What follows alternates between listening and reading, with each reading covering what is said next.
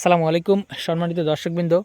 এই মুহূর্তে দেশ ও প্রবাস থেকে যারা আজকে আমাদের এই ভিডিওটি দেখছেন সকলকে জানাচ্ছি আন্তরিক শুভেচ্ছা অভিনন্দন। দর্শক, যে ঘাসটি নিয়ে কথা বলবো এটি হলো সেই ইন্দোনেশিয়ান স্মার্ট নেপিয়ার ঘাস। দর্শক, গরু ছাগলের জন্য অথবা ভেড়া মহিষের জন্য আপনারা এই ঘাসটি চাষ করতে পারেন। খুবই নরম এবং মিষ্টি ঘাস, রসালো এবং স্বাদযুক্ত একটি ঘাস। বিশেষ করে বর্তমান বাংলাদেশে যারা ছাগল এবং গারল খামারি তাদের জন্য এই ঘাসটি সবচেয়ে বেশি বেস্ট। পাশাপাশি যারা গরুর খামার করবেন বা মহিষের খামার করবেন, আমরা এই ইন্দোনেশিয়ান স্মার্ট নেপিয়ার ঘাসটি বিশেষ করে যারা গাভী পালন করে থাকেন তাদের জন্য বলে থাকি যে আপনারা গাভীকে এই ঘাসটি খাওয়াবেন। এর কারণ হলো এই ঘাসটি প্রায় 22 থেকে 25% মতো প্রোটিন থাকাতে এটি গাভী গরুকে খাওয়ালে গাভীর দুধ অনেকটাই বৃদ্ধি পায়।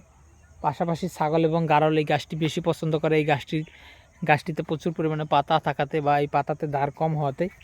তো দর্শক, সেক্ষেত্রে যারা কিংবা পাকসন, এলিফ্যান্ট হাইব্রিড বা জাঞ্জিবার, তাইওয়ান বা গুয়াতেমালা সেই সব ঘাসে অনেক বেশি লম্বা হয় কিংবা দাঁড়ালো বেশি হওয়াতে ছাগল কিন্তু ওইসব ঘাস অত বেশি পছন্দ করে না।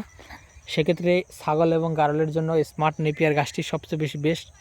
আর যারা গাভী পালন করবেন গাভীর জন্য, তো দর্শক, আমরা বর্তমান সময়ে প্রায় স্মার্ট নেপিয়ার, যারা এলিফ্যান্ট হাইব্রিড, তাইওয়ান হাইব্রিড এবং গুয়াতেমালা হাইব্রিড, পাশাপাশি পানিতে চাষ হয় জার্মান হোয়াইট, এই সকল ঘাস আমরা চাষ করছি।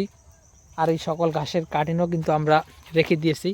আপনারা চাইলে যে কোনো ঘাসের কাটিন অথবা যে কোনো ঘাসের, বিশেষ করে গুয়াতিমালা ঘাসটি যেহেতু কাটিন অনেকটাই বেশি মারা যায়, সেক্ষেত্রে আমরা কিন্তু গুয়াতিমালা ঘাসের কাটিনও দিচ্ছি এবং চারাও দিচ্ছি।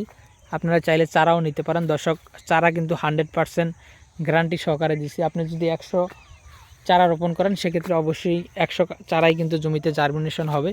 তবে 100 কাটিন রোপণ করলে 50টি কাটিন হবে কিনা সেই গ্যারান্টি কিন্তু আমরা দিতে পারবো না। দর্শক, সেক্ষেত্রে যে কোনো ঘাসের কাটিন বা যে কোনো ঘাসের চারার জন্য আপনারা আমাদের স্ক্রিনে দেওয়া নম্বরে যোগাযোগ করতে পারেন।